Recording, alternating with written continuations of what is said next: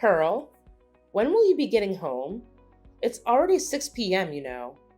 I'm sorry. My meeting lasted a little longer than I expected. I'm just about to get on the train home. Huh? You've been coming home later and later these days. My boy Jill has been sitting here waiting with a growling stomach. Do you intend to make my son starve? I'm sure that you're more than capable of sneaking out of meetings at work. Please make more of an effort, young lady. Your husband's dinner is far more important than your meetings anyway. No, this was an important meeting about one of our collaboration products with another company. I'm in a position of responsibility on this project, so there's no way I can leave before the end of a meeting. Stop making excuses. To focus single-mindedly on work while abandoning your essential duties as a wife, such as looking after your husband, is simply not acceptable. My son has no need for such a sloth of a wife. He'll divorce you, I say. Divorce. Looking after him? Oh, come on. Jill's a fully grown man, not a baby. Plus, he's unemployed right now and spends all of his time at home. Do not talk back to me, young lady. Sorry. It's gonna be a little while longer before I get home, though. So if he's really desperate for something to eat, you're more than welcome to use whatever's in the fridge. To make something to eat between yourselves. What? Do you seriously intend to make your mother-in-law into some cheap imitation kitchen maid? Have you no shame? I've never heard of such a cheek. I'll have him divorce you if you're not careful. No, I didn't mean that. I'm sorry. Just forget I said anything. We won't be waiting for you any longer. Jill's so hungry. He's going to pass out if he doesn't eat soon. We'll find a sushi restaurant or someplace to eat out tonight, so we won't be needing any supper from the likes of you. Hold on a moment, Mom. I understand you're upset, but let's not jump to conclusions or make threats. It's not fair to bring divorce into the conversation. We can discuss this calmly. Calmly? How can I stay calm when you're proposing something so outrageous? Making your own mother-in-law work as a kitchen maid is disrespectful to say the least. I'm your family, not hired help. I apologize if it came across that way, Mom. It was never my intention to disrespect anyone. I was merely suggesting that you could lend a hand in the kitchen, not take on the role of a maid. I understand that family dynamics can be sensitive, and I didn't mean to offend you. Well, it certainly sounded like you were suggesting something demeaning. But let's put that aside for now. We need to focus on Jill's hunger. He's feeling really weak, and we can't afford to wait any longer. I understand the urgency, Mom, but as you can see, Jill is a grown man now, so he could of course handle his own meal. You shouldn't have to worry about him that much. Oh, trust me, Pearl. I'm well aware that Jill is a grown man. But as his mother, it's only natural for me to be concerned about his well-being. I've been taking care of him since he was a baby, after all. Well, Mom, I think it's time to let go a little. Jill is perfectly capable of taking care of himself. He doesn't need to be coddled or worried over every minute of the day. Coddled? Worried over? Oh, please, Pearl. It's called being a loving and caring mother. I'm not smothering him. I'm simply looking out for his best interests. And honestly, I would expect you, as his spouse, to understand and respect that. I do understand, Mom, but sometimes your concern can be a bit overbearing. Jill is an adult, and he deserves the freedom to make his own choices and decisions, even when it comes to something as simple as a meal. What the hell are you talking about? How dare you talk about your husband like that? It's your responsibility to take care of your husband, but now I'm doing it for you. Actually, you would certainly have to thank me for that, don't you think? Mom, we are adults. We could look after ourselves. Could you please stop intervening in our life? It's just inconvenient. Oh, good grief. You really are a failure of a wife. My son picked this short straw with you, didn't he? I'll have him divorce you before long. I mean it.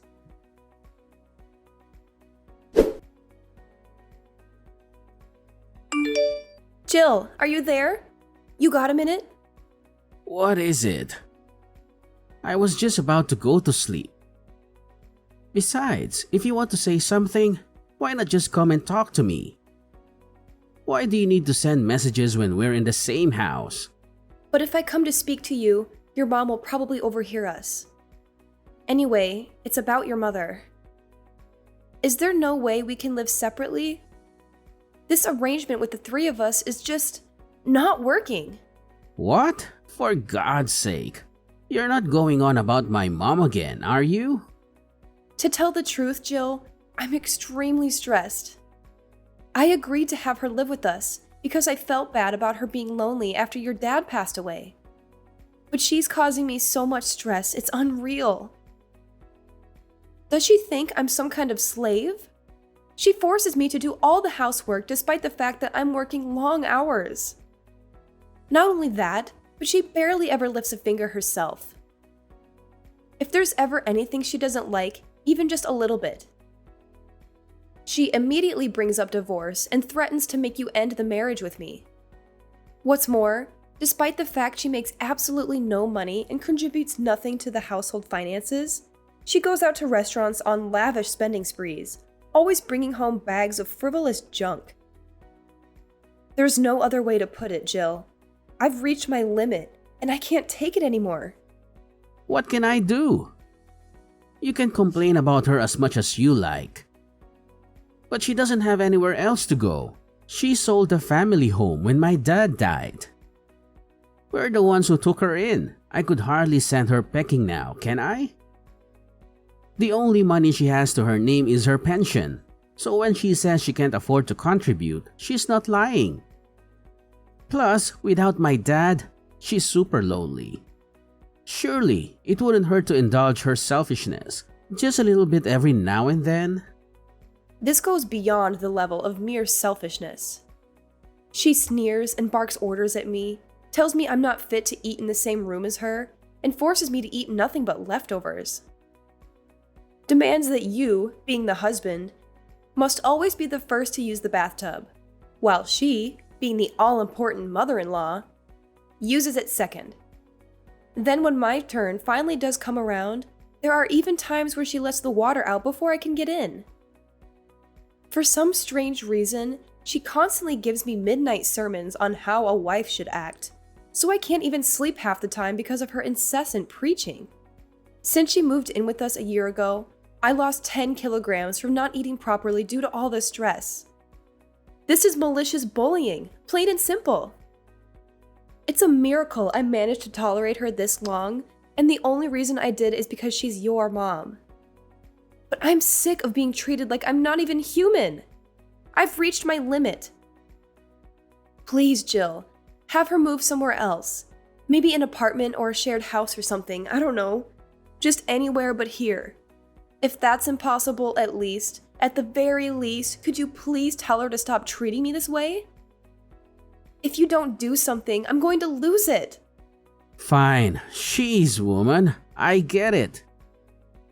I'll mention it at some point if I remember. Anyway, more importantly, I need $300. What? $300? What are you going to use it for? Travel expenses. I'm looking for work right now, so I need money for bus fares and trains and stuff. What?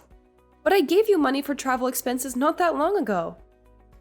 You get $150 a month for that already. That's a pocket change. I already use it all. Get a real woman. $150 just doesn't cover it. Give me $300. Wait, you're... No way! Are you visiting casinos again? What? Come on, it's not like it's a problem. I don't go very often, and I hardly spend anything when I do. It's a way for me to let off steam after the hours I spent job hunting. You haven't forgotten that you lost your last job? Because you got caught sneaking out of the office and visiting casinos when you were supposed to be working, have you? You got on your knees and swore you'd never visit a casino again, Jill. You swore! In spite of that, you're at it again. And this time you're blowing the money that I give you on travel expenses on the slots. If that's where it's going, you'll never get another cent out of me. Oh, give it a rest, woman. You're like a broken record. Nag, nag, nag. It's up to me how I spend my time. Are you seeing a ban from relaxing to take my mind off the stress of trying to find a job now? Who gave you the authority to do that? The only thing you're good for is bringing in money anyway. If you can't even toss me a few dollars when I'm in a pinch, then what the hell do you bring to the table? What? What does that mean? The only reason I have to work like a dog now is because you got fired for acting like a moron. Job hunting? Give me a break. All you do is laze around on the sofa like a sack of potatoes. Then you have the nerve to spend the money I give you for getting around town on the slots? You have no right to be angry with me. Oh, just bought on it already. Nag, nag, nag. You think you're so much better than me just because you happen to have a job, don't you? Screw this. I'm going to sleep. No, you can't. Just get up and talk to me. I'm not finished. Jill? Jill!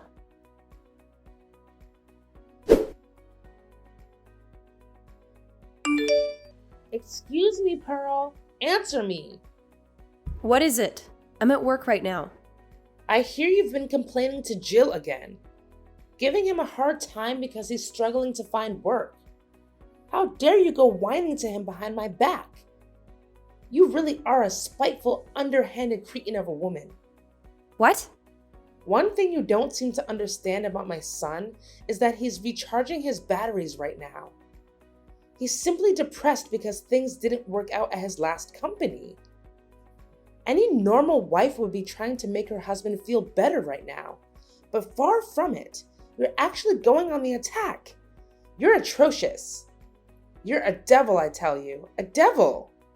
There's nothing for it but divorce. The fact that you're messaging me like this now must mean that Jill just woke up from his hibernation on the sofa and told you about the conversation I had yesterday, right? I bet he told you about what I had said about him finding a job and nothing else. Am I right? Ugh, I give up.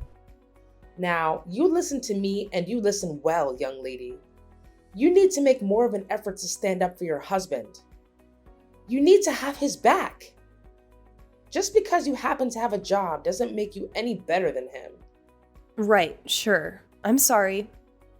I'm occupied with work right now, so would you be kind enough to tell me off later instead? I'm busy. Good grief, look at you. A fully grown woman bragging about having a job like it's some kind of special achievement. Tell me, Pearl, what good is a woman who does nothing but work? Ugh, I'll never get any grandchildren with a daughter-in-law like you. How about you fulfill your feminine duties as a wife for a change? I must be the unluckiest, most mistreated mother-in-law in the whole world. Aren't you at least big enough to admit your wrongdoing and walk away with some dignity? Get a divorce. You're really annoying me now. Would you just shut up for once? What? How dare you? What has gotten into you today? Where did this rebellious attitude come from all of a sudden? Know your place, young lady. Who do you think the mistress of this household is? If you defy me, I'll have my son divorce you. Okay, divorce it is. Huh? Have it your way. I'll divorce him. It's not like I particularly enjoy being married to an unemployed leech anyway. Nor do I take any great pleasure in having to live with his parasitic, megalomaniac old hag of a mother. I'm tossing that egotistical, jobless douchebag in the gutter where he belongs. I'll divorce him then. Let's do it. I'm ready. Wait, what's gotten into you, Pearl? Is this some kind of joke? Are you being serious? You actually go through with it? You see, the thing is, you should have known that there was a limit to how much of your crap I was willing to tolerate. What? Did you think I was just gonna shut my mouth forever like an obedient little slave while you hurled abuse at me? Are you and Jill actually aware of your current positions? What good is a woman who does nothing but work, you ask? How about putting food on the table for you and your waste of a space man-child of a son? Who do you think it is putting a roof over your heads? Who do you think it is who's looking after you and enabling your lazy deadbeat lifestyles? Go on, think about it. This one's really easy. Well? Oh my God, Pearl. What's gotten into you? This isn't like you at all. It's not that something's gotten into me. It's that you think you can manipulate and take advantage of me and my kindness. Ask yourself, do you think I enjoy feeding, clothing, and providing shelter for a malicious, bullying old hag of a mother-in-law? The only reason I reluctantly agreed to you living here in the first place was due to my mercy and kindness. Because I felt bad about you living all on your own after your husband died. And this is how you repay me? By walking around like you own the place and treating me like your slave? Then you have the nerve to threaten me with divorce when you don't get your own way? Do you have any awareness of how arrogant and shameless your behavior is? Well, are you going to answer me, you miserable sponging witch? No, but taking care of your mother-in-law is a decent thing to do. What? I'm not sure that common decency like that applies to sponging vagrants.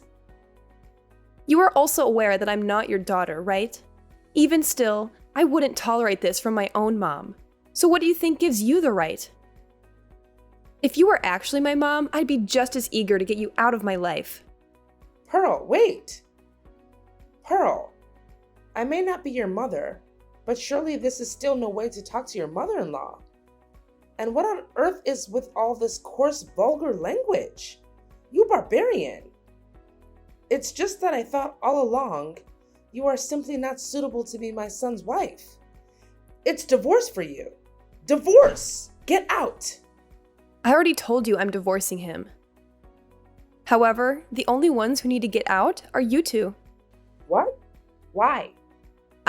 Seems like you might have forgotten this minor detail. But the place you are currently living in rent-free, like the pair of grotesque, parasitic termites you are, is the apartment I bought back when I was single. It's my name on the deed, and it's my apartment. What? Really? No way, you actually forgot? I did tell you before. Remember? It was the day you moved in. I gave you a thorough explanation about all the details regarding the living situation. Aren't you a little too young to be going senile? Well, now that you mention it, I think I might remember you telling me something along those lines. But you can hardly expect me to remember every conversation we had last year. The thing is, whether you remember or not makes zero difference to me. Once the divorce is finalized, you and the Sloth King will be packing your things and leaving for good. Because as I told you, you're living in my apartment. You'll no longer be my mother-in-law, and he'll no longer be my husband. And sadly for you, I'm not the kind of person to let a pair of strangers live like bums in my house. Now, I'll be handing Jill the divorce papers when I get home today. Make sure the two of you get your belongings together, okay? Luckily for you, in my infinite generosity and benevolence, I'm willing to give you until tomorrow evening to get out. Don't think you'll be getting anything to eat, though. Pearl, just wait. Surely you're not going to divorce him immediately today. You don't actually plan on kicking your husband and mother-in-law on the streets, do you? I simply do not agree. This divorce isn't happening. I won't allow it. What the? Why have you done a complete 180 all of a sudden? You seem to be happy enough to walk all over me when you thought you could get away with it. You waved around the notion of a divorce like it was your prized family crest, using it as a pretext to say whatever you wanted, whenever you wanted. Then the moment you realize things are no longer going in your favor, you're suddenly opposed to it? Don't make me laugh. What? You're the one who started all this in the first place. You wanted to fight, didn't you? All I did was give you what you wanted. You should be grateful. Don't you dare start trying to worm your way out of it all of a sudden. And I won't allow it. Who do you think you are? Since when were you the queen? Did I miss your coronation? How about you try cultivating some awareness of your own position for once and putting a lid on that monstrous mouth of yours? I'm so sorry. This is all my fault. It's too late to apologize now. I'm dead set on divorce and nothing can change my mind. Make sure you're gone by tomorrow night. And let me make one thing abundantly clear.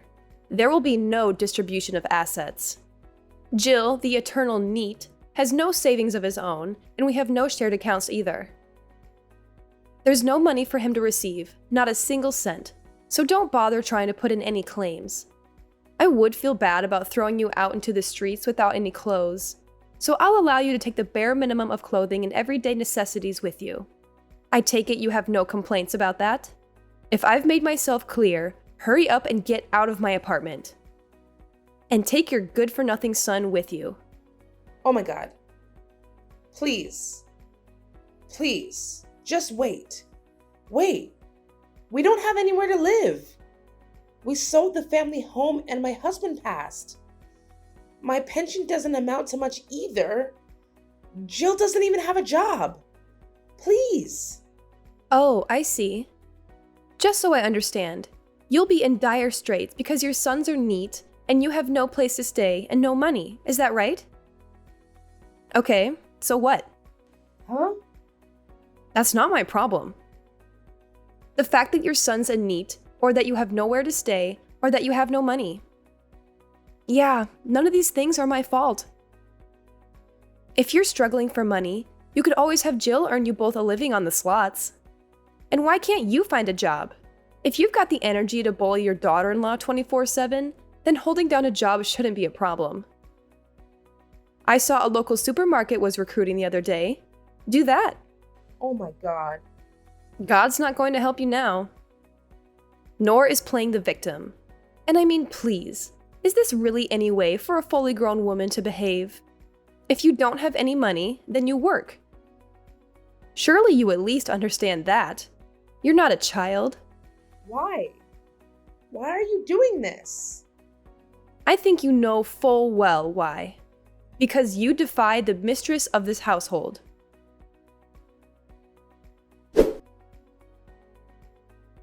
When I got home from work that evening, I was met at the door by Jill and his mother-in-law on their knees. They begged and pleaded in unison, "We're sorry for the way we behaved." But I shook them off and said, "If you've got time to be groveling on the floor, you've got time to get your things together." For the first time in what felt like forever, I made some food just for myself and was able to take a bath at a leisurely pace when I felt like it for a change. Then I retired to my bedroom, locked the door, put in some earplugs, and slept like a baby. The next day, the pair of them were desperately trying to butter me up by dashing around the house, making breakfast, and cleaning up. Then they got back on their knees and begged me once again, "Please rethink the divorce. I swear I'll never set foot in a casino again." My response was to hand them the divorce papers and some bags full of their stuff. After which, I threatened to take them to court if they didn't sign the papers and get out by the end of the day. Jill panicked, reluctantly signed the papers, and left, taking his mother-in-law with him. With that, I was officially freed of the termite infestation plaguing my house before the day was up. I was so happy about being freed from my in-law induced slavery that I raised a toast and celebrated in lavish style. The pair of them moved into a scruffy 70-year-old apartment, which they somehow paid the rent on by scraping together what was left of Jill's mom's pension and Social Security money. Apparently, Jill finally started looking for work in earnest, and his mom got a part-time job at the supermarket. However, Jill's efforts didn't amount to anything, and he was constantly chided by his mom. "Why are you forcing your aged mother to work?" They got into thunderous shouting matches every day, and the neighbors, at their wits' end, started phoning in complaints. As things stand, it looks like they're on the verge of being kicked out. Again! They really are a pair of morons.